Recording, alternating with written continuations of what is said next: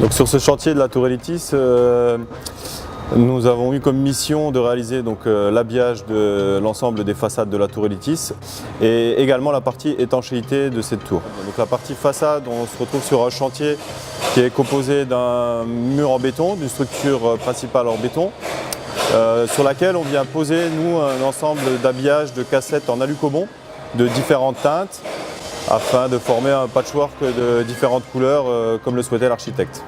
Sur la façade est, on a une petite particularité du fait de l'intégration de panneaux solaires en cohabitation avec nos cassettes de bardage. Donc les spécificités de ce chantier, je dirais premièrement c'est la hauteur du bâtiment.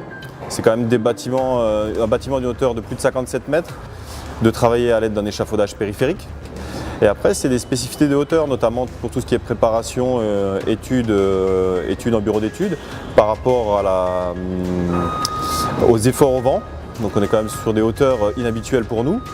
Et après, les spécificités, c'était surtout la mise en place de ces cassettes alucobond, avec un alignement précis par rapport à l'ensemble des châssis vitrés, un alignement précis par rapport aux hauteurs de niveau.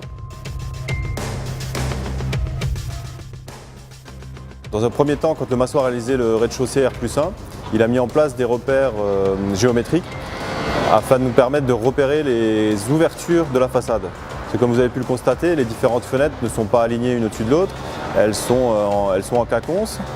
Donc il nous fallait vraiment un repère sur lequel on puisse se baser pour pouvoir avoir l'alignement de ces châssis vitrés. Donc ensuite vient la phase de traçage. Une fois qu'on a effectué cette phase de traçage, on a effectué toute la mise en place des pas de support qui sont fixés dans le mur béton. Ensuite, on est passé à l'étape d'isolation. Donc une isolation thermique qui est réalisée en 2 couches d'isolant thermique épaisseur 100 en laine de verre, fixée mécaniquement. Ensuite, on a mis en place l'ossature support de nos cassettes, donc ce que nous on appelle les oméga, avec les spécificités au droit des châssis vitrés avec une ossature déportée pour nous permettre de respecter les axes de calpinage. Et dans un dernier temps, on a mis en place la pose des cassettes proprement dites de bardage.